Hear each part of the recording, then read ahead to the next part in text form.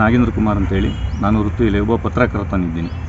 ನಾನು ಇವತ್ತು ಈ ವಿಚಾರ ಏನು ತಿಳಿಸ್ತಾ ಇದ್ದೀನಿ ಜನತೆ ಮುಂದೆ ಏನು ಇಡ್ತಾ ಇದ್ದೀನಿ ಅಂತಂದರೆ, ಇದು ನೋಡಿ, ಸರ್ವೆ ನಂಬರ್ 157/1ರಲ್ಲಿ 3 ಎಕರೆ 33 ಗುಂಟೆ ಜಾಗ ಇರುತ್ತೆ.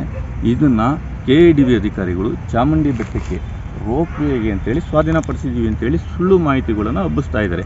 ಇಲ್ಲಿ ಸತ್ಯಾಂಶದ ವಿಚಾರ ಏನಂತಂದರೆ, ಅದಕ್ಕೆಲ್ಲ ಸೂಕ್ತ ದಾಖಲಾತಿಗಳನ್ನು ಕೊಡ್ತೇನೆ.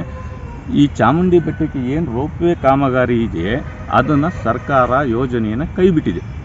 ಇದು ಕೈ ಬಿಟ್ಟಿದ್ರು ಕೂಡ ಈ KADB, ಮೈಸೂರಿನ KADBಯ ಅಧಿಕಾರಿಗಳು ಯಾರು ಇದ್ದಾರೆ, ವಿಶೇಷ ಭೂಸ್ವಾಧೀನ ಅಧಿಕಾರಿಗಳ ತಂಡ, ಈ ಪರಿಸರ ನಾಶ ಮಾಡೋದಕ್ಕೆ ಇಲ್ಲಿರ್ತಕ್ಕಂಥ ಹಲವಾರು ಹಳೆ ಕಾಲದ ಇತಿಹಾಸಭರಿತ ಮರ ಗಿಡಗಳನ್ನೆಲ್ಲ ಕಟಾವು ಮಾಡಿ ರಾತ್ರೋರಾತ್ರಿ ಸಾಗಾಟ ಮಾಡಿದ್ದಾರೆ.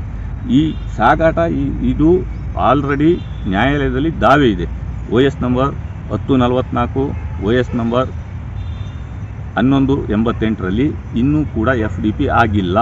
ಇದನ್ನು ಸ್ಪಷ್ಟವಾಗಿ ಅರ್ಥ ಮಾಡ್ಕೋಬೇಕು ನೀವು.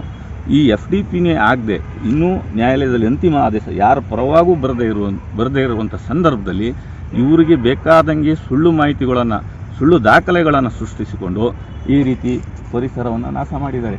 ಹಲವಾರು ಬೆಲೆ ಬಾಳುವ 80-90 ವರ್ಷ ಇತಿಹಾಸಭರಿತವಾದಂಥ ಈ ಗಿಡಗಳು, ಮರಗಳನ್ನು ಕತ್ತರಿಸಿ ಯಂತ್ರೋಪಕರಣಗಳ ಸಹಾಯದಿಂದ ಸಾಗಾಟ ಮಾಡಿದ್ದಾರೆ.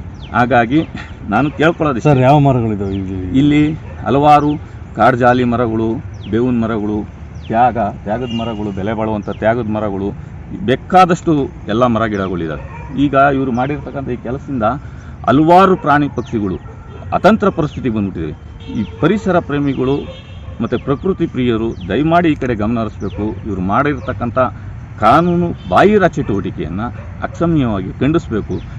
ಅದೆಲ್ಲದಕ್ಕಿಂತ ಹೆಚ್ಚಾಗಿ ನಮ್ಮ ಮೈಸೂರಿನ ಜಿಲ್ಲಾ ಉಸ್ತುವಾರಿ ಸಚಿವರಾದಂಥ ಮಾನ್ಯ ಶ್ರೀ S.C. ಮಹದೇವಪ್ಪನವ್ರಿಗೂ ಕೂಡ ಆಗ್ರಹ ಮಾಡ್ತೀನಿ ಮತ್ತು ಮನವಿಯನ್ನು ಕೂಡ ಮಾಡ್ತೀನಿ. ಆಮೇಲೆ ನಮ್ಮ ಮೈಸೂರಿನ ಜಿಲ್ಲಾಧಿಕಾರಿಗಳು ಕೂಡ ನಾನು ಒಂದು ಮನವಿಯನ್ನು ಮಾಡ್ತೀನಿ. ಈ ಮಾಡಿರ್ತಕ್ಕಂಥ ಕೃತ್ಯವನ್ನು ಇದು ನ್ಯಾಯಾಲಯದ ಗಮನಕ್ಕೆ ಬಾರದೆ ನ್ಯಾಯಾಲಯದ ಆದೇಶ ಉಲ್ಲಂಘನೆ ಮಾಡಿ ಜನಸಾಮಾನ್ಯರಿಗೆ ಅನ್ಯಾಯ ಮಾಡ್ತಿರ್ತಕ್ಕಂಥ ಇಂಥ ಅಧಿಕಾರಿಗಳನ್ನು ಕೂಡಲೇ ವಜಾಗೊಳಿಸಬೇಕು. ಸೂಕ್ತ ನ್ಯಾಯವನ್ನು ನಾನು ನಮ್ಮ ರಾಜ್ಯ ಸರ್ಕಾರದ ಮುಖ್ಯಮಂತ್ರಿಗಳಲ್ಲೂ ಕೂಡ ಒಂದು ಮನವಿಯನ್ನು ಮಾಡ್ತೀನಿ. ಇವತ್ತು ಏನು KADBಯಲ್ಲಿ ವಿಶೇಷ ಭೂಸ್ವಾಧೀನ ಅಧಿಕಾರಿಯಾಗಿದ್ದಾರೆ ವೆಂಕಟರಾಜು ಅಂತೇಳಿ, ಅವರು ಇಷ್ಟೆಲ್ಲ ಮರಗಳನ್ನು ಕತ್ತರಿಸಿ ಸಾಗಾಟ ಮಾಡಿದ್ದಾರೆ. ಅವರಿಗೆ ಕಾನೂನು ಅರಿವಿರಲಿಲ್ವಾ? ಇಷ್ಟೆಲ್ಲ ಬೃಹದಾಕಾರದ ಮರಗಳನ್ನು ಕತ್ತರಿಸಿ ತುಂಡರಿಸಿ ಯಾವುದೇ ಸಾಕ್ಷಿಯನ್ನು ಕೂಡ ಇಲ್ಲಿ ಬಿಡದಾಗೆ ತುಂಡರಿಸಿ ಸಾಗಾಟ ಮಾಡಬೇಕಾದ್ರೆ ಇವರು ಸಂಬಂಧಪಟ್ಟಂಥ ಯಾವುದಾದರೂ ಅರಣ್ಯ ಅಧಿಕಾರಿಗಳಿಂದ ಅನುಮತಿಯನ್ನು ಪಡೆದಿದ್ದಾರಾ? ಆಮೇಲೆ ಈ ಮರಗಳನ್ನು ಸಾಗಿಸೋದಕ್ಕೆ ರಹದಾರಿ ಪರ್ಮಿಟನ್ನು ಕೂಡ ಪಡಿಬೇಕಾಗುತ್ತೆ. ಇದು ಅಕ್ಷಮ್ಯ ಅಪರಾಧ. ಇದು ಯಾವುದನ್ನು ಮಾಡದೆ ಕಾನೂನು ಬಾಹಿರವಾಗಿ ಈ ಥರ ಚಟುವಟಿಕೆಗಳನ್ನು ನಡೆಸಿರ್ತಕ್ಕಂಥ ಈ ಕಳ್ಳರ ಗುಂಪು ಜೊತೆಗೆ KADBಯ ದರೋಡೆಕೋರರ ತಂಡ, KADB ದರೋಡೆಕೋರರ ಅಧಿಕಾರಿಗಳು, ಇವ್ರನ್ನ ಕೂಡಲೇ ರಾಜ್ಯ ಸರ್ಕಾರ ಸೇವೆಯಿಂದ ವಜಾಗೊಳಿಸಬೇಕು ಅಂತ ನಾನು ಕೇಳ್ಕೊತೀನಿ.